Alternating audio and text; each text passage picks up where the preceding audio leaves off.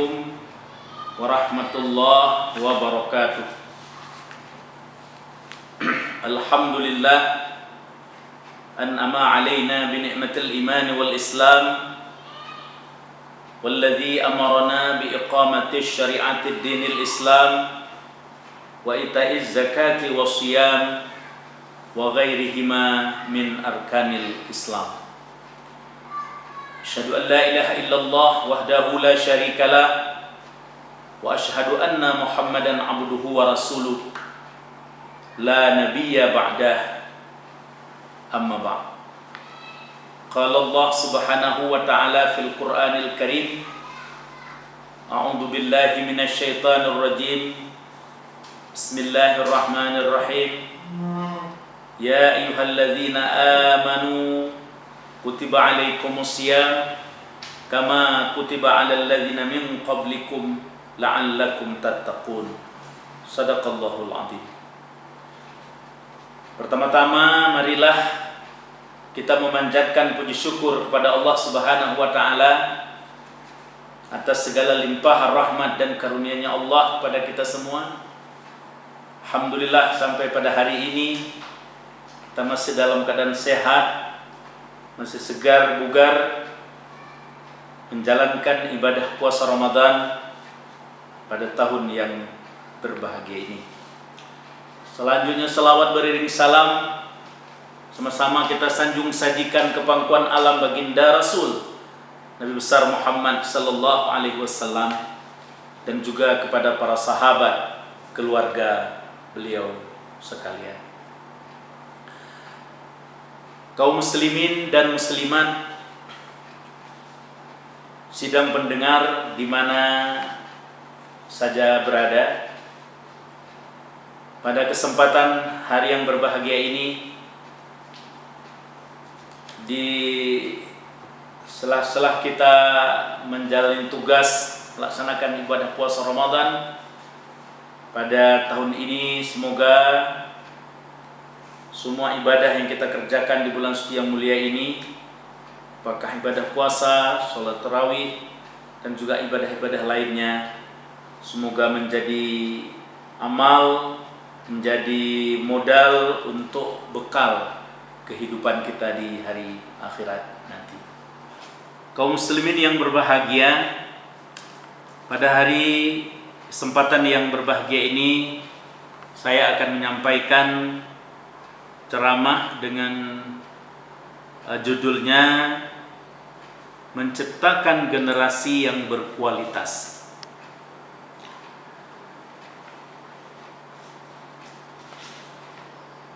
Generasi yang berkualitas adalah generasi yang harus dipersiapkan sedemikian. Artinya generasi itu adalah merupakan calon-calon pemimpin untuk masa depan. Apakah pemimpin yang paling kecil, pemimpin keluarga, pemimpin agama, pemimpin negara, pemimpin lembaga-lembaga pendidikan, pemimpin organisasi, dan lain sebagainya. Perlu kita ingat bahwa untuk melahirkan generasi-generasi yang berkualitas yang di kemudian hari nanti akan menjadi pemimpin segala macam, ini tidak bisa semerta dia lahir. Harus memang dilahirkan melalui berbagai upaya-upaya yang kita lakukan, terutama melalui pendidikan. Pendidikan adalah merupakan salah satu lembaga yang melahirkan atau yang memberikan bekal-bekal pengalaman-pengalaman kepada generasi yang kemudian generasi itu berkualitas. Sehubungan dengan hal tersebut, Di dalam Al-Quran pada surah An-Nisa ayat 9, Allah Subhanahu wa Ta'ala menyampaikan, A'udzubillahi minasyaitonir rajim, wal yakhshal ladzina law taraku min khalfihim dzurriyyatan di'afa khafu 'alaihim falyattaqullaha wal yaqulu qawlan sadida. Artinya, hendaklah kamu merasa cemas bila meninggalkan di belakang kamu itu adalah anak-anakmu dalam keadaan lemah, serta khawatir atas kesejahteraan mereka, dan bertakwalah kepada Allah dan katakanlah perkataan yang mulia. Kaum muslimin dan muslimat yang berbahagia, di dalam ayat tersebut Allah menyebutkan ada kalimat zurriyatan di'afa. Zurriyatan di'afa itu adalah keturunan-keturunan yang lemah. Penafsirannya, semua kita khawatir nanti di belakang kita akan meninggalkan keturunan-keturunan kita yang lemah. Lalu lemah itu lemah apa yang dimaksud di dalam ayat tersebut? Maka para ulama, para mufassir memberikan penafsiran yang luas, yang bermacam-macam penafsirannya. Di antara lain, lemah yang dimaksud di situ adalah boleh lemah ilmunya, boleh lemah fisiknya, boleh lemah keterampilannya, dan juga boleh lemah ekonominya, dan juga lemah akhlaknya. Dan yang lebih hebat lagi yaitu lemah imannya. Karena kenapa?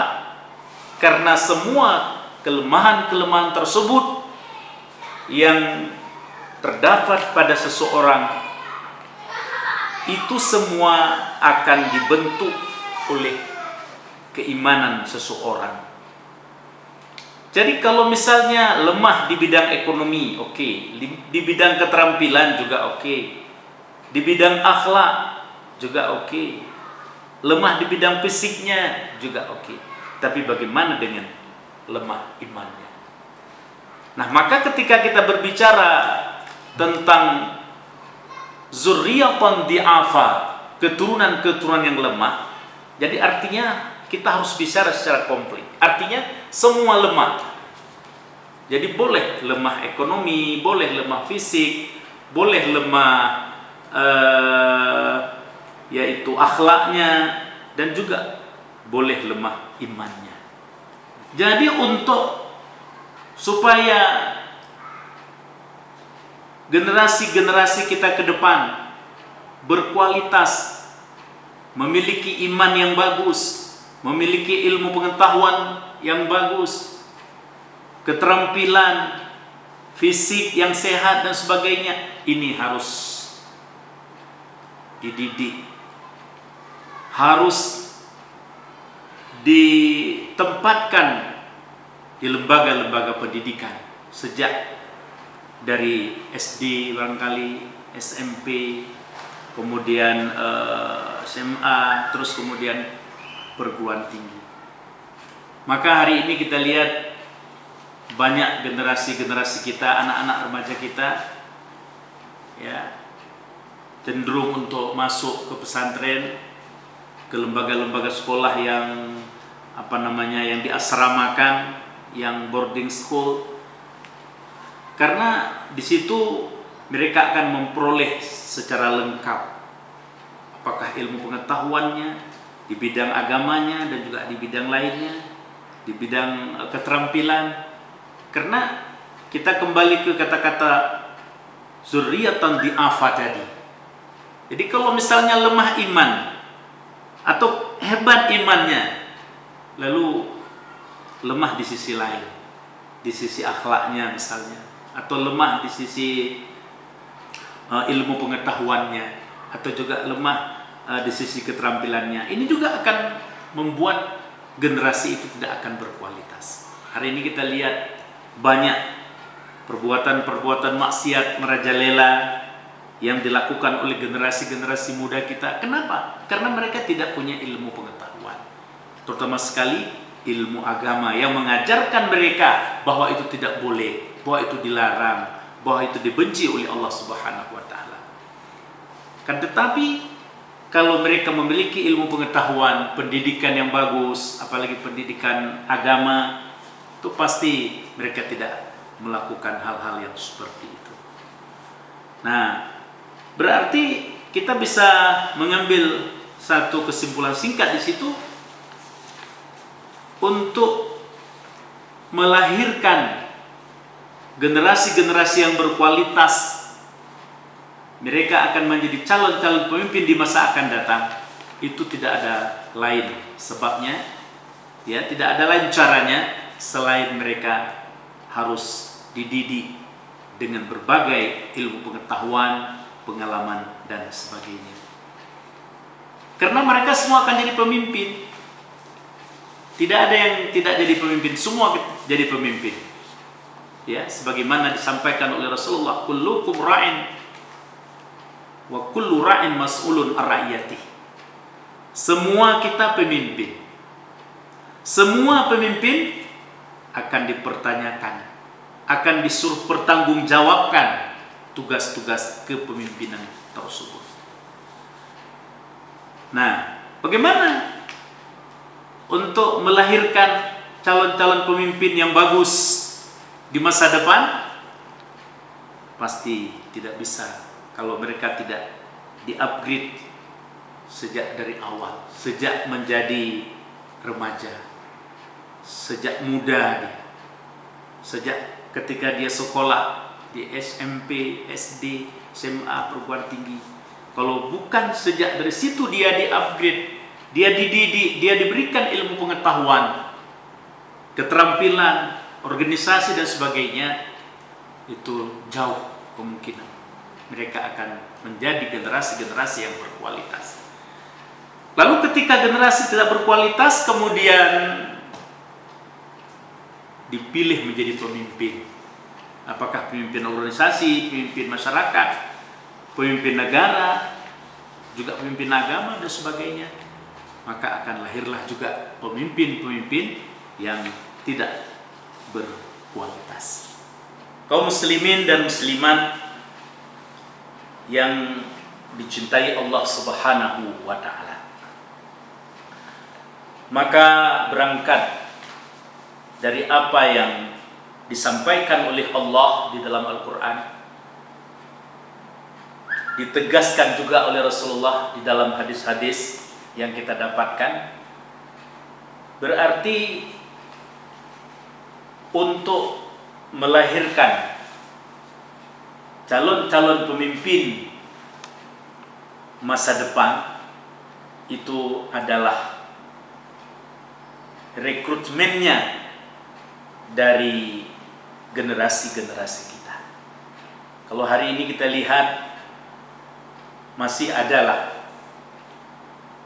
tokoh-tokoh kita, guru-guru kita, saudara kita yang bisa memimpin negara ini, memimpin agama ini, memimpin pendidikan, memimpin lembaga-lembaga lainnya, organisasi dan sebagainya. Tapi apakah kita ada membayangkan bagaimana 10 tahun ke depan? Bagaimana 20 tahun ke depan? Bagaimana 30 tahun ke depan? Calon-calon pemimpin kita kalau tidak dipersiapkan terlebih dahulu melalui generasi-generasi kita, maka di dalam Al-Quran surah At-Tahrim ayat 6 Allah Subhanahu wa taala menegaskan kembali, auzubillahi minasyaitonirrajim, ya ayyuhalladzina amanu qu anfusakum wa ahlikum nar. Hai orang yang beriman, peliharalah dirimu dan keluargamu dari api neraka. Jadi artinya apa di situ? Tugas orang tua memberikan pendidikan kepada generasinya, kepada keturunannya, kepada anaknya. Dengan pendidikan yang mereka miliki, mereka akan taat kepada Allah. Mereka akan taat kepada Rasul. Mereka akan melaksanakan ibadah. Mereka akan patuh terhadap orang tuanya, menghormati gurunya dan sebagainya. Tetapi kalau mereka tidak memiliki pengetahuan, tidak memiliki pendidikan, maka mereka akan melakukan sesuka-sukanya apa yang diinginkan, maksiat dan sebagainya apa yang diinginkan mereka lakukan. Kaum muslimin yang berbahagia, bulan Ramadan adalah bulan suci, bulan pendidikan, yang mendidik kita, yang selalu memberikan pendidikan kepada kita. Apakah pendidikan berbicara, pendidikan bagaimana kita harus taat, harus takwa, harus sabar, harus patuh melalui ibadah puasa Ramadan yang kita laksanakan. Maka untuk generasi-generasi kita, anak-anak kita juga harus, walaupun kadang-kadang masih ada anak-anak yang belum wajib puasa, masih kecil-kecil, tapi juga dianjurkan mereka untuk beribadah puasa, untuk melaksanakan ibadah puasa Ramadan. Karena itu adalah pendidikan.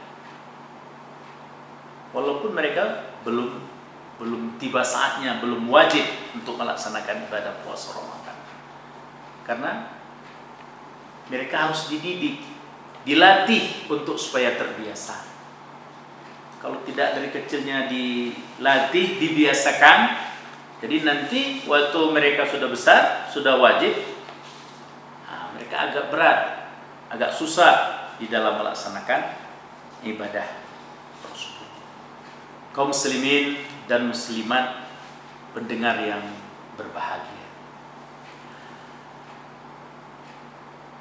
Kemudian generasi kita adalah modal dasar kita. Modal dasar, baik modal dasar untuk agama, modal dasar untuk bangsa, dan juga modal dasar untuk negara. Jadi kita tidak boleh ketika berbicara masalah modal dasar hanya agama yang kita selalu bicara. Lalu bagaimana dengan negara? Lalu bagaimana dengan bangsa? Itu tidak boleh terlupakan. Karena ketiga hal itu, agama, bangsa, dan negara, itu harus kita pikirkan. Jadi ketika kita menyiapkan generasi kita untuk menjadi pemimpin masa depan, pemimpin apa dia? Pemimpin agama, pemimpin bangsa, pemimpin negara, sama. Nah, inilah yang kita lihat di negara-negara Islam yang sudah maju, seperti di Arab Saudi dan juga di negara-negara Islam lainnya. Kita lihat seperti itu.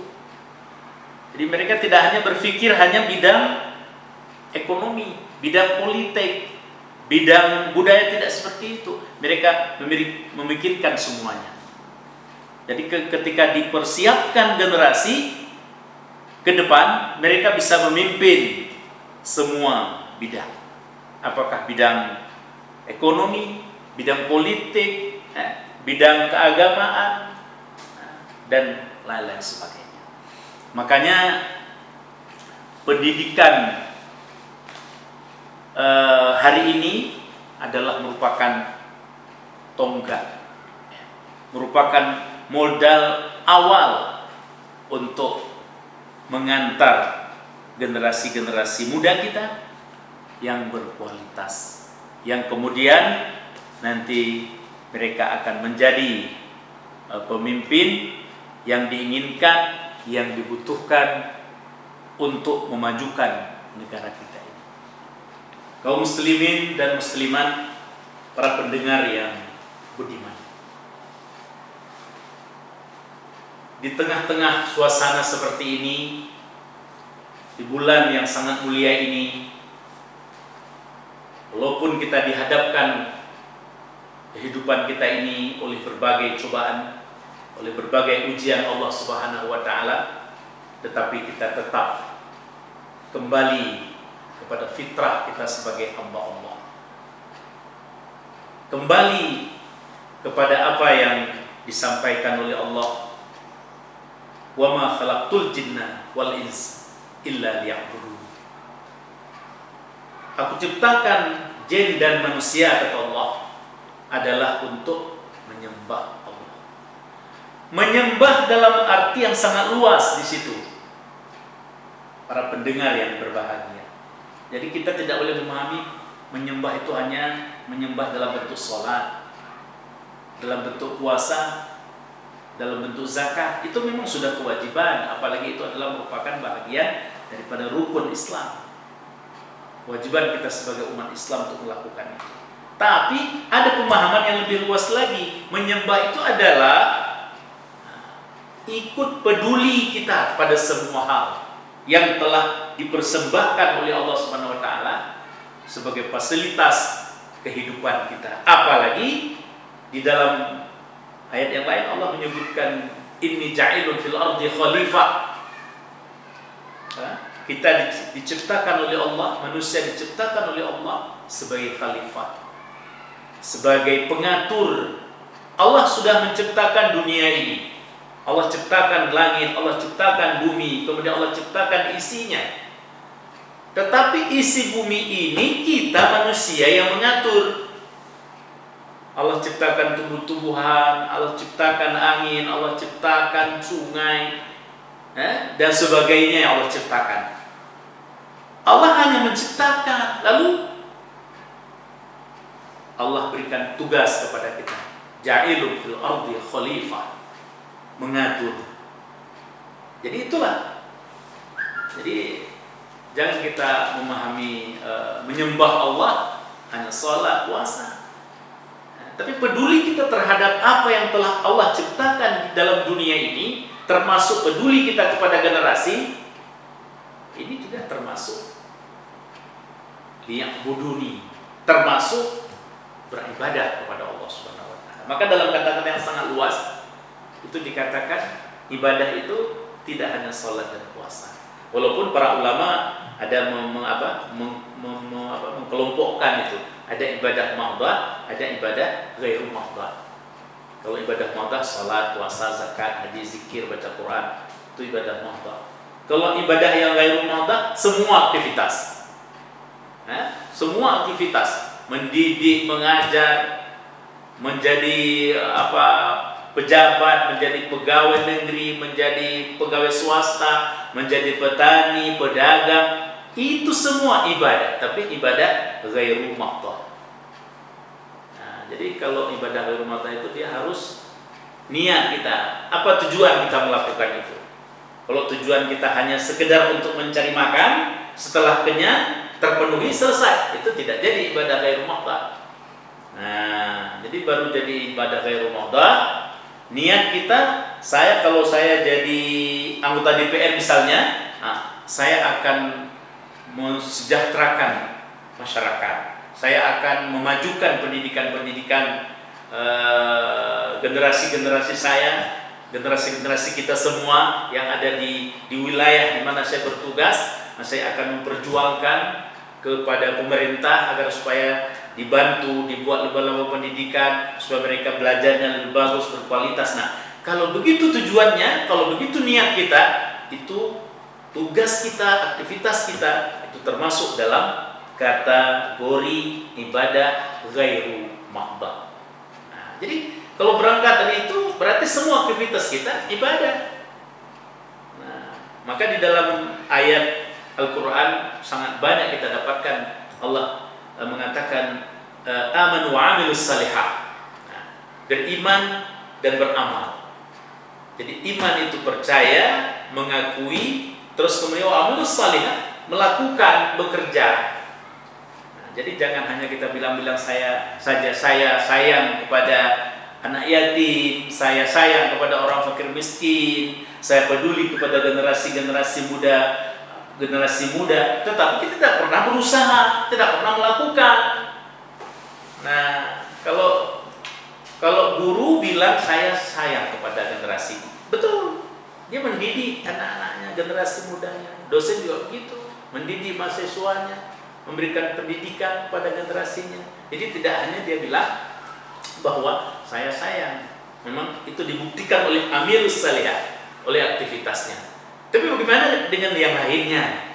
Nah, yang hanya ngomong peduli pada masyarakat, sayang kepada generasi kita dan sebagainya ke depan, tapi dia tidak pernah berbuat, tidak pernah melakukan, memberikan tenaga pikirannya untuk memajukan generasi muda kita.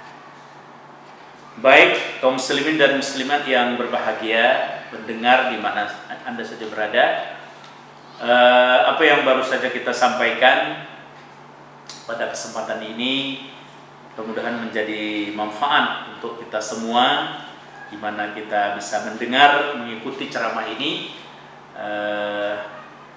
bermanfaat hendaknya untuk kita semua dan juga untuk saya sendiri yang menyampaikannya.